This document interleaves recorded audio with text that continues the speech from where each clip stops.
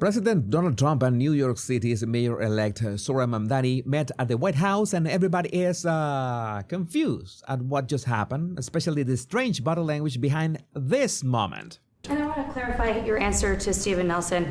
He asked about your comment calling the president a fascist, and your answer was, both President Trump and I have been clear about our positions and our views. Are you affirming that you think President Trump is a fascist? I've spoken about... That's okay. You can just say yes. Okay. It's easier.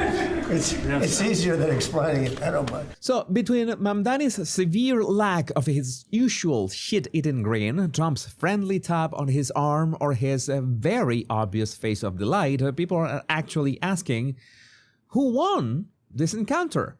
Because liberals affirm that Mamdani dominated the scene, while MAGA says that Trump ate him alive. But one thing is for certain. Everybody was waiting for this meeting. In fact, Trump mentioned that so many world leaders visit the Oval Office and some journalists show up to report. But for this meeting with Mamdani, it was packed both inside and outside the White House. Everybody wanted a piece of the action. There were more journalists than when Canada's Mark Carney visited the Oval Office. But now that I think of it, nobody cares about Mark Carney anyway. So we are here to analyze their body language, their statements, and how Donald Trump compared himself to Zohran Mamdani, how Mamdani praised Trump in front of the press, and how Trump defended Mamdani not one, not two, but 3 times from the press attacks. Hello and welcome back, my body language buddies. My name is Jesus Enrique Rosas. I'm the body language guy, and don't forget to like, subscribe, and hit that bell so you don't miss any of my body language analysis and tips. Let's get down to it. Our first step is to listen to Trump's opening statement, in which he literally praises the way Mamdani won the New York City mayoral election. Make sure to focus your intuition in their body language. Well, thank you very much. We've just had a great meeting, a really good, very productive meeting. We have one thing in common. We want this city of ours that we love to do very well. And I wanted to congratulate the mayor. He really ran an incredible race against, a lot of smart people, starting with the early primaries against some very tough people, very smart people. And he beat them easily, and I congratulated him. Well, I just forgot that what brought us here is something as important as the analysis itself, because in the months prior to this moment, these two men have been attacking each other nonstop, as in, well, Trump called him 100% communist lunatic. That's for starters. He also called him self-proclaimed New York City communist Zohran Mamdani, who, when he was running for mayor and he had these fake communist promises. He also said, on Mamdani's side, he said that Trump was or is a despot. Mamdani also said during one debate that if Trump wants to talk policy, fine. But if he continues for New Yorkers with that fascist playbooks, I'll meet him on the battlefield every step of the way. He also said that he was willing to debate Donald Trump himself. I already beat another guy who cut Medicaid, gave tax breaks to billionaires, and hounded multiple women who accused him of sexual harassment. Might as well debate the one actually calling the shots. Oh my God, shots fired from Mamdani. And also, if there is any way to terrify a despot, in this case Trump obviously, it is by dismantling the very conditions that allowed him to accumulate power. So that's why people are saying, okay, this have been at each other's throats pretty much online and offline, but not in person. They had never met up to this point. So what changed? And I think that's we can go step by step with this analysis to bring us to that moment that everybody's talking about. And the first one is when Trump actually compares Mamdani to himself. And this was early on their exchange. Watch. For you, you referred to Mr. Mamdani as a communist. Could you describe why you feel that way? And also, will you do anything to stop him from arresting Prime Minister Netanyahu if he visits New York? Well, we didn't discuss your second part of the question, and on your first part, he's got views that are a little out there, but who knows? We're going to see what works, or he's going to change also. We all change. I change a lot from when I first came to office. It's now quite a while ago. It's quite a while. My first term was great. We had the greatest economy in the history of our country. We're doing even better now. We're doing much better now than we did even the first term. And I can tell you some of my views have changed. And we had discussions on some things. I'm not going to discuss what they were, but that I feel very confident that he can do a very good job. I think he is going to surprise some conservative people, actually. And some very liberal people, he won't surprise them because they already like him. So I'm going to mention here that it's some people have said that, oh, look at how Trump was playing like the kind of Godfather thing, that he's sitting and the minion right by his side. But at the same time, this the body language is pretty much, you don't have much to play with here, because if Trump is sitting at the desk, then usually the other person, who is could be Mamdani, could be anyone else, is standing next to him. There's no chair for that person to sit down. So this is basically the standard setup. And the body language, Mamdani's body language, of course, is the usual. Okay, I'm just going to stay here. I would say that he had his legs a bit too, let's say, pressed together. So he was quite defensive. Again, he did not have his usual, that intense grin that he displays every so often.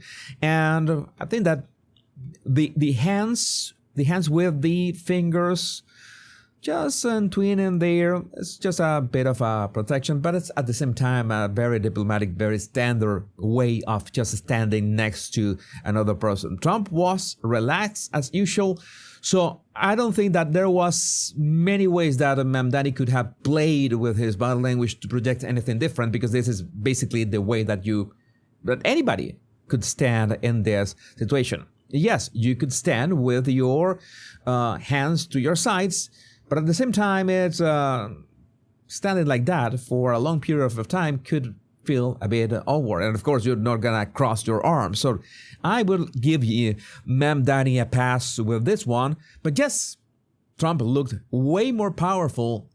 But at the same time, you notice what happened. Trump compared whatever happened from his first term to his current term. He said, I changed a lot, like I learned a lot, I'm doing better right now. So he's given Mamdani the benefit of the doubt and said that, okay, maybe he's going to start in one way, but maybe he's gonna be great, have this, I don't know, this upward trajectory just as myself. So he was essentially comparing Mamdani to himself. That was strange to watch, but it's not going to be the last one that Trump praises Mamdani in a direct or indirect way. This was the first handshake that they did. They did 2 handshakes along this meeting, and this was the context of that first handshake. But I just want to congratulate. I think you're going to have hopefully a really great mayor. The better he does, the happier I am, I will say. There's no difference in party. There's no difference in anything. And we're going to be helping him to make everybody's dream come true, having a strong and very safe New York. And congratulations, Mr. Mayor. Thank you, Mr. President. It's the usual Trump handshake, and he makes sure to offer his hand palm up in a very not powerful gesture, and make sure that the other person has like more powerful handshake. He, of course, Trump is sitting right now, so he cannot do his custom trademark yank to his body. And there was a very warm eye contact between the two. So I would say that this was interesting to watch between both of them. I think that they were really comfortable with that handshake. Nothing out of the ordinary. It is out of the ordinary because of all the ways that they have attacked each other. So watching this, that's the part that was odd. The background versus the reality. Thank you. I appreciate it. Please. I appreciated the meeting with the president, and as he said, it was a productive meeting focused on a place of shared admiration and love, which is New York City. and the need to deliver affordability to New Yorkers, the 8.5 million people who call our city their home, who are struggling to afford life in the most expensive city in the United States of America. We spoke about rent, we spoke about groceries, we spoke about utilities, we spoke about the different ways in which people are being pushed out, and I appreciated the time with the president, I appreciated the conversation. I look forward to working together to deliver that affordability for New Yorkers. Thank you very much. Notice that Mamdani makes sure to address what they have in common, what they agree on. They both love New York City. They both want groceries, rent to be affordable. He doesn't highlight absolutely any sort of disagreements or any sort of contradictions, any sort of friction between them whatsoever. That's something that we are also going to see, not only on Trump's side, but in Mamdani's side as well. So, in fact, upon the first question, one of the first questions is that you call Trump a despot. Do you still stand by it? And this was Mamdani's answer. You referred to President Trump as a despot who had betrayed the country. You said you'd be his worst nightmare and accused him of having a fascist agenda. Are you planning to retract any of these remarks in order to improve your relationship? I think both President Trump and I, we are very clear about our positions and our views, and what I really appreciate about the president is that the meeting that we had focused not on places of disagreement, which there are many, and also focused on the shared purpose that we have in serving New Yorkers. One thing that people are saying, and I agree, is that Mamdani really knows how to reframe a question or reframe an answer in regard to a question in a way that he is answering the question, but he is dodging it as well. He at no point says the word despot. At no point he acknowledges that he called Trump that way. He just dodges the main topic and says that we could have disagreements, but the reason for this meeting was to try to, well, what do we agree on and how can we work together? Again, it's a way of dodging the question in a very diplomatic way, but the crazy thing is that Trump made sure to address the thing that he was called. And I've been called much worse than a despot, so it's not that insulting. Maybe I think he'll change his mind after we get to work. So I've been called much worse things than a despot. Who cares? He called me that. It's he says the words. Trump says the words. So he also disarms the actual word, as in we are trying to work for the people, everybody in New York City. And this is important. It's part of the strategy on Trump's side. And this is part of what you have to pay attention to, what he did to, well, bring power to himself. Because as so many people have said, and I mentioned at the beginning of this analysis, Mamdani is such a, let's say, controversial figure, as attracts so much attention that, yeah, they were like competing here. Who has the more attention? And since we are in an attention economy, yeah, whoever got the most attention wins. So we are still trying to sort that out. And this is the moment that they will begin to talk about your voters, my voters. We're talking about my voters. What is this? We're talking about, is this a uni-party or something? We desperately want it, and that's something that I shared with the president, that when I spoke to New Yorkers who had voted for the president last November on Hillside Avenue and Fordham Road, I asked them why. I heard again and again two major reasons. One was that they wanted an end to forever wars. They wanted an end to the taxpayer dollars we had funding violations of human rights, and they wanted to address the cost of living crisis. And I appreciated the chance to discuss both of those things. He said a lot of my voters actually voted for him, and I'm okay with that. Again, this is bizarre. Mamdani is acknowledging that Trump is against wars, that he wants peace, that he wants affordability, and Trump is happy that so many of his own voters voted for Mamdani. So it's like you're looking at two good friends. And I'm going to pose a question that I'm going to answer later on in this video. What do you think that reframing Mamdani as an ally, or Trump as Mamdani as an ally of Trump, or Trump as an ally of Mamdani, what is that going to do for Mamdani's voters and fans. Have you thought about that? We're going to be talking about Trump derangement syndrome as well, and how can you weaponize it both ways. But before we get into that, we have to move on to, something that is obvious, something that should be a 90-10 topic, maybe 100-0 topic, a safe New York City no matter what. Who doesn't want the city they live in to be safer? And of course, the topic of ICE was brought up. How did they deal with that? Well, I think we're going to work them out. And I think that if we have known murderers and known drug dealers and some very bad people, we want to get them out. And the mayor wants to have peace. We discussed this at great length, actually, maybe more than anything else.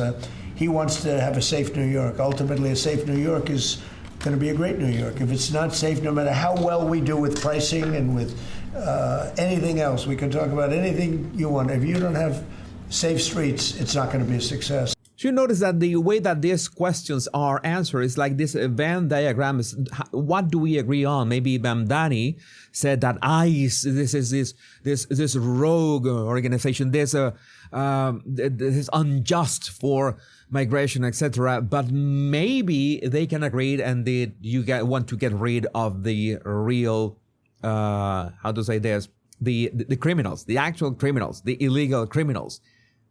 Maybe. We really don't know yet. But if you have noticed a motive up to this point, something that is recurring in every single answer, especially from Trump, is that he seems to be willing to help Mamdani do the things that he wants to do for New York City. That is going to be critical for our assessment of this. Notice that their body language hasn't changed that much. Their approach to answering these questions hasn't changed that much. And we see cooperation in every single of these questions so far. And that cooperation implies that Trump is going to help Mamdani, that Trump is not going to do what he claimed on those Truth Social posts a months ago, in which, good luck, because I'm not going to help you. This is a totally different person. When it comes to body language, nothing is more important than the face, where we, project every single emotion and sometimes try to conceal them, and you try to see what people really feel about something, or maybe really feel about you. Well, I've got the ultimate guide on how to read facial expressions. Every single emotion of the face is right there, and how to read them from the easiest ones to the most complicated ones, with all the in between. Right now, you have a special price just for 1 week, so make sure you grab your digital copy right now using the link in the description of this video. And the next step is the question that everybody is talking about. Is Donald Trump a fascist? And this is something that is going to be, is already legendary in the books of Trump's reactions. And I want to clarify your answer to Stephen Nelson. He asked about your comment calling the president a fascist. And your answer was, both President Trump and I have been clear about our positions and our views. Are you affirming that you think President Trump is a fascist? I've spoken about... That's okay. You can just say yes. Okay. It's easier. It's easier than explaining it. I don't mind. Notice that you have all the ingredients of, don't mind, just go ahead, just say it. It's easier than explaining it. And Trump even does this gesture, is no big deal about it. Just go ahead. You're going to play that on slow motion. You see that he touches him, interrupting him. Just say it. It's easier. And Mamdani does the gesture. Okay, boss, you're the one who knows. I'm just going to say it. It was a bit of an uncomfortable moment for Mamdani, but I guess that he was relieved as well as to how can I just get away from this. And Trump was at the same time playful, saying, I'm going to give him a chance. I'm going to save him a second time. Remember that the first time when did you call Trump a despot? Trump said, no big deal. You can call me a despot. Maybe I can change your mind. Oh, did you call Trump a fascist? Do you still think Trump is a fascist? Oh, you can still say that. It's easier. Go ahead. And he even jokes. Trump jokes about that. Oh, it's easier. don't mind. It's easy to explain it. I don't mind about that. He puts his hand forward. I mean, I think that everybody thought that this was going to be kind of a meeting worse than that first meeting with Zelensky at the Oval Office. I think that has been one of my favorite analyses on my Bottle Language Guy channel. But again, all the friction, all that disturbance in the force that we thought that there was going to be, none of that were here. So Trump had something. Trump had a strategy, and I'm going to tell you what that strategy was. And the last tap on the arm, that was a touch of genius. I mean, Trump knows how to be physical in many ways, and especially how he has that face that he's having fun. He's not forcing it. And Mamdani was actually, even with his body language, I think he was thankful for getting saved by the Don. Now, there were moments in which Donald Trump actually let Mamdani defend himself about, for example, those remarks that he had made about taxing white neighborhoods. You remember that? He actually said that. Let's see what he says about this. But to be clear, you're continuing this idea of race-based property taxes. No, to be very clear, That's what you said. no, the use of the term was a description of neighborhoods, not a description of intent. So you intend to tax the whiter neighborhoods more? No, we intend to create a fair property tax system because we want a New York City that is not only fair and equitable, but also one that every New Yorker can afford. Well, I'm going to say something about that. He was a bit of a word salad. It was a bit of a word salad, him speaking that way, because he actually said that. I remember this cover from the New York Post, The Price is White, and there was an interview in which they highlighted his own, his own website, in which he said, rich and white neighborhoods, we're going to get a much of this tax burden. So why did he say white and rich? I'm going to just play this so you have the context that he actually said that. And realize there's a policy proposal that says your plan, and I'm going to quote it for folks, is to shift the tax burden from overtaxed homeowners in the outer boroughs to more expensive homes in richer and whiter neighborhoods. Explain why you are bringing race into your tax proposal. That is just a description of what we see right now. It's not driven by race. It's more of an assessment of what neighborhoods are being undertaxed versus overtaxed. We've seen time and again that this is a property tax system that is inequitable. It's one that actually Eric Adams ran on saying that he would change in the first 100 days. He's since sought to defend it and lost at every juncture in court. And I understand you're saying we're simply describing the types of neighborhoods that would see these increase in taxes, and yet by invoking race, do you run the risk of potentially alienating key constituents? I think I'm just naming things as they are. And ultimately, the thing that motivates me in this is to create a system of fairness. It is not to work backwards from a racial assessment of neighborhoods or our city.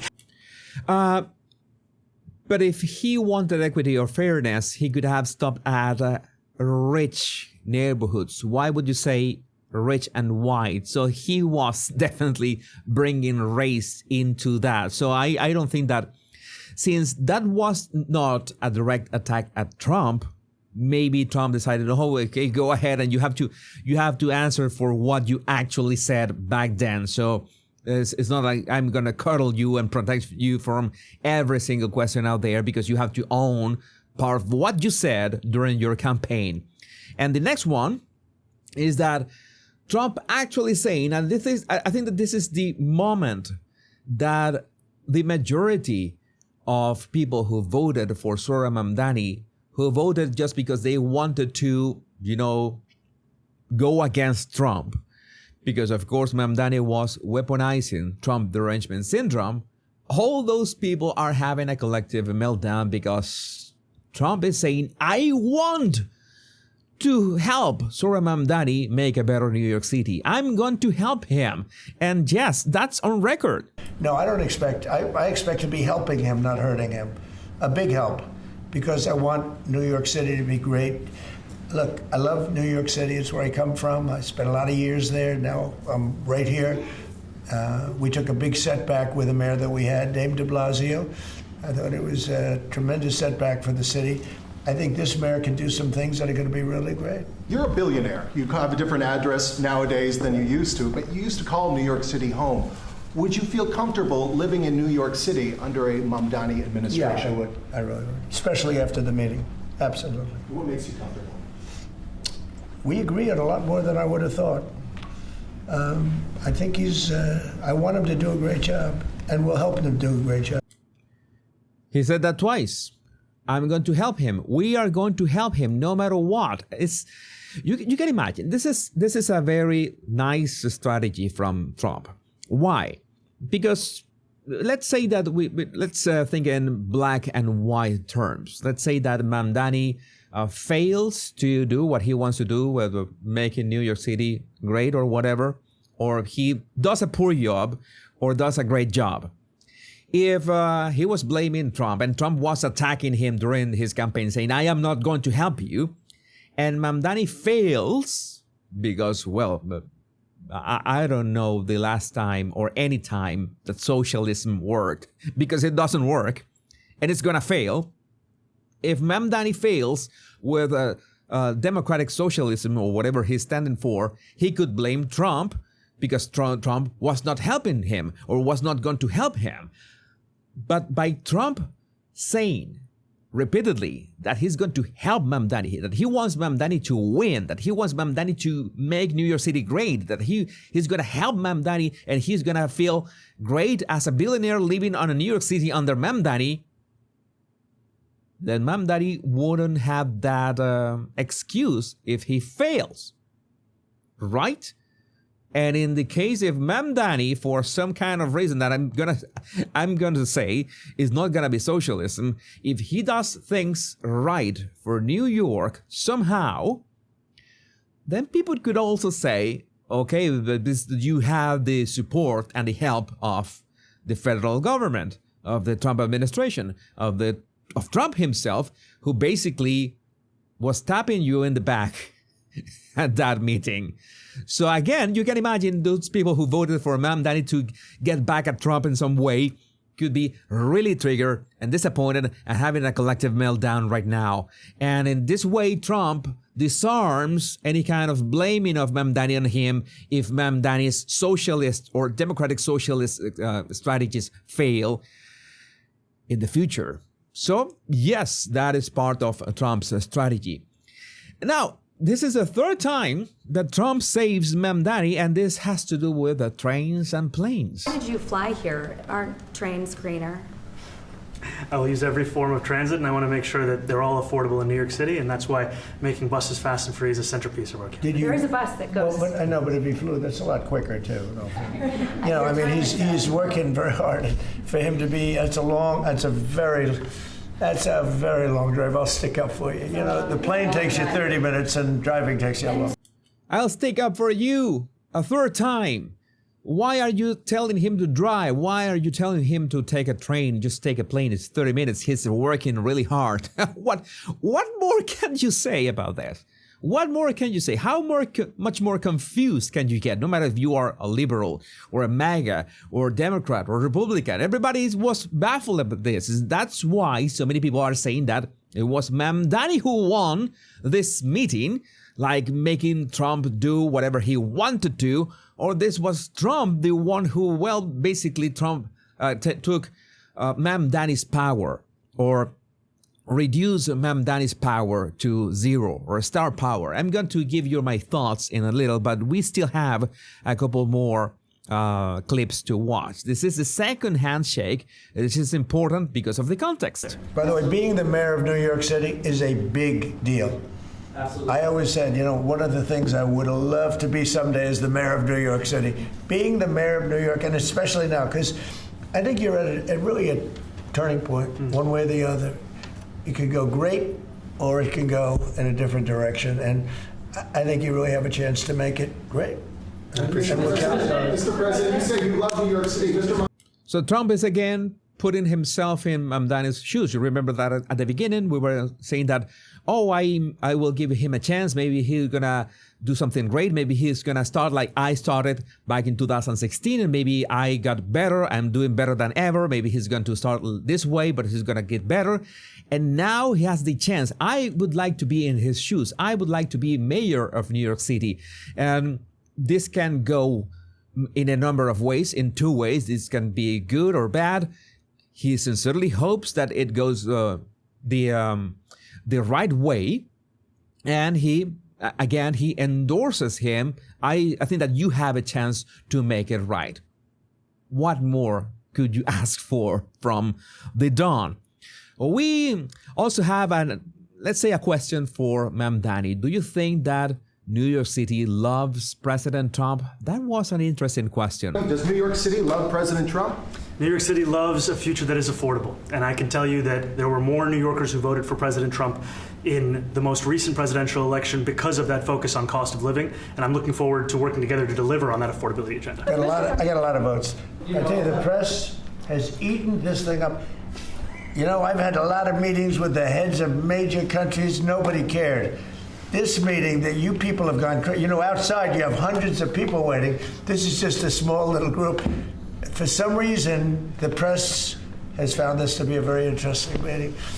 The biggest people in the world, they come over from countries nobody cares, but they did care about this meeting, and it was a great meeting. Yeah, you can see that he acknowledges that the people who voted for Trump for the same reasons that they voted for him. Mamdani just said that. Mamdani just used those words. And I could go over that. I can tell you that there are more New Yorkers voted for President Trump in the most recent presidential election because of that focus on cost of living. I'm looking forward to working together to deliver that affordability agenda. I mean, people voted for Trump and they voted for me for the same reasons. You can, again, I would pay good money to have like a super cut of the collective meltdown of Mamdani's voters. Oh my, why are you like this? Why are you saying that? What's so happening? People are also talking about that Franklin Delano Roosevelt photo that they took. Some people are claiming that it was Trump who forced Mamdani to take that picture in front of that painting. But no, to set the record straight, Trump was very clear about the real circumstances of that photo. Oh, sorry, I'll just add one thing to what the president said. Is one thing I also appreciated is in our meeting to appreciate a portrait of FDR and the incredible work that was done with the New Deal, and also in thinking about what it can look like when the federal government and New York City government work together to deliver on affordability. It can be transformative. You know, we have a great portrait of FDR that I found in the vaults that was missing for years. I found it, and I put it up. He's a Democrat, to the best of my knowledge. He's a Democrat. And when the mayor saw that portrait, he said, "Sir, do you mind if I have a picture taken by that portrait?" It's an amazing portrait. I hope the picture comes out good. But it's an amazing portrait in the cabinet room. So he's a big fan of the New Deal, I guess, and of FDR. Yes, ma'am. So again, you heard it from the man, from the Don himself. It was not Donald Trump who forced Mamdani to, let's take a picture of you in front of this commie president, this socialist president. No, it was Mamdani who wanted the picture, and Trump was happy to oblige. And again, the way that Trump looks at Mamdani, you don't have to be a body language specialist to notice that, it was glad. And Mamdani was not giving his, forced smile, but an actual warm smile. Again, so many heads blowing a gasket right now. I would say that in this picture, the body language of this picture, Trump is, basically standard fare of Trump's body language. Mamdani was a bit serious. They both were just a bit leaning into each other, which is rare, but there you have it. And, let's say that this was one of the most interesting parts of Trump's remarks. Trump denies that Mamdani is a jihadist. So you have to listen to this for yourself. Republican Elise Stefanik has campaigned multiple times by calling Zohran Mamdani a jihadist. Do you think you're standing next to a jihadist right now in the Oval Office? No, I don't, but she's out there campaigning, and, you know, you say things sometimes in a campaign. Isn't that sort of She's a very capable person. Isn't But that kind of label? you really have to ask her about that. But no, I don't particularly. I think I met with I met with a man who's a very rational person.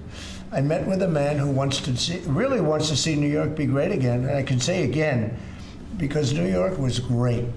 You know, when I came down to Washington initially, the city was so hot. It was doing great. We were having some telltale signs of problems. We had a mayor that was not doing a great job, but still, it was moving along, and it went bad. It really went, you know, pretty bad. And I think it's been at lower points, but it went pretty bad. I think he can bring it back. Now, the question is, will he bring it back all the way? Will he bring it back greater than ever before, which is, I guarantee, that's his wish. I think he wants to make it greater than ever before. And if he can, we'll be out there cheering. I'll be cheering. I will be cheering for him. If he can make him, he wants to do it. If he can do it, I will be cheering for him. Out there cheering. It doesn't get more clear than this. It really doesn't get more clear than this. He is not a jihadist. He's not an extremist. He's very rational. We sat down. We want the same things for New York City. I mean, and this is the final gesture of goodwill. It's important to, in terms of body language, to take a look at this one. It's just 5 seconds. Thank you very much, everybody. Another tap on the arm. A third handshake. I'm sorry, I missed that part. It was not 2 handshakes, it was 3 handshakes in total. Thank you very much. I care very deeply about Jewish safety, and I look forward to rooting out anti-Semitism across the 5 boroughs and protecting Jewish New Yorkers and every New Yorker who calls City Hall. Thank you for asking. And that was like a bonus remark from Mamdani saying that he was hell-bent. He's going to be hell-bent on rooting anti-Semitism from all 5 boroughs of New York City. That was interesting. That was a nice bonus at the end. But most important was that handshake. Again, the full-on eye contact. What they projected was like, this is for real. Like, this is actually happening. But now, these are my thoughts about this. I have some thoughts about this, and this is my personal opinion after having watched this and after this analysis has been really fun. I'm going to tell you that what I think that happened is that Trump said, okay, let's do something. You want to do something for New York City, and we have to be clear about this. You won't do this without my help. And maybe Trump told him, I genuinely want to help you if you do the right thing. Maybe that's what Trump said back in that meeting. We can't possibly know what happened. But Trump could have said, okay, I'm not going to help you, or I do want to help you, but I find it like odd that Trump would have scolded him or something. Okay, I'm not going to help you at all. And then they had this meeting in front of the press, or this press conference, like the way that they did. I think that body language would have been way more tense. Anything would have exposed the way that they display themselves. So my guess is that Trump said, well, I'm going to help you. What exactly do you need, and under what is reasonable? And one of the things you have to understand that one thing is that Trump could have said that at that meeting. Another thing is that actually happening. Because what ultimately Trump wanted is to lower the temperature in a way that it seemed in front of the cameras that they were actual allies. And that is actually not good for Zohran Mamdani, because Zohran Mamdani, as many other figures from the Democratic Party, as many other liberals, and in this case, Democratic Socialists, their success, the power, the source of their power is Trump derangement syndrome. They agitate people who hate Donald Trump to get votes. And basically, that is being completely nullified with this meeting, with this presence in front of the press. So I think that Trump did this to make sure that star power, Mamdani's star power, that was like 60% based on how do we defeat Donald Trump? How am I standing up to Donald Trump? It vanished. Make it go away. And especially you can imagine the frustration in which so many people voted for Mamdani to, okay, let's fix New York City, but you know that we voted for you because you were the underdog. And what do we see with underdogs in stories, in movies, and TV shows? You have this big billionaire, very successful, very powerful villain, and you're the underdog coming from nowhere. And Trump said that. I didn't play that clip, but Trump said that. I'm amazed that he went from basically nowhere and he won that. Trump almost said that he admires Mamdani for doing that, but he implied that. So people must be scratching their heads. Well, was Mamdani an underdog or what? Was this planned from the start? I see some comments online of people saying that, was this some kind of a master plan from, the masters of puppets who are, pulling the strings of these two at the same time? And that is part of politics. What I think that Trump did here was to take away Mamdani's star power, as in his underdog status, his anti-Trump status. All that went away in 30 minutes. And I think that was a smart move from Trump, because what else was him to do? Was going to confront him. It was not going to be able to out, let's say, I have a clip that I wanted to show you. I have two clips that I wanted to show you. First is the actual reaction of one of Mamdani's voters, who is understandably frustrated, maybe not with Trump's meeting, but in general with Mamdani. Hey, Zoran, I'm a New Yorker. I just wanted to let you know that there seems to be a misunderstanding in the press. There are new headlines saying that you still intend to keep the Zionist billionaire police commissioner on, and I know that that was just a lie that you had to tell so that the billionaires wouldn't steal the election from you. And now that you won, you intend to fire her, right?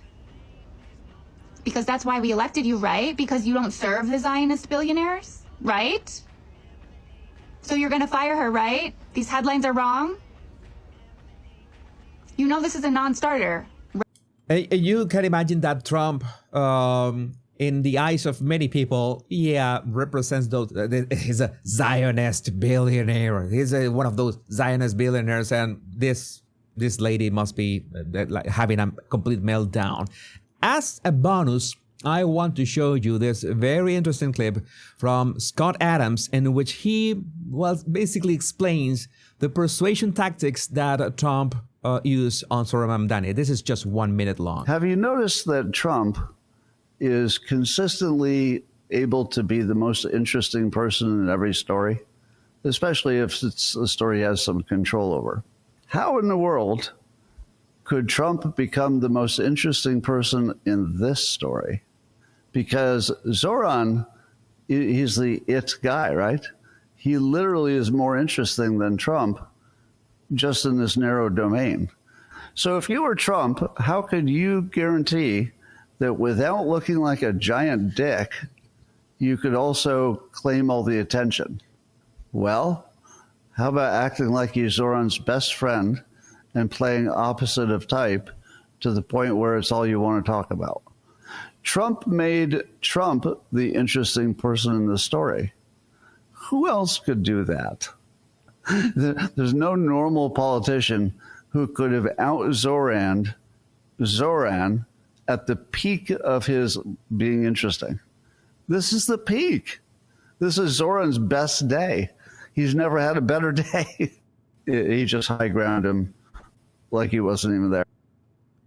So that's part of the magic that we have, and part of the dynamics of politics that makes it so interesting. Yeah, some people are going to be disgusted. A lot of people are going to be confused. I try to bring you a bit of insight to this and, of course, a bit of levity to this.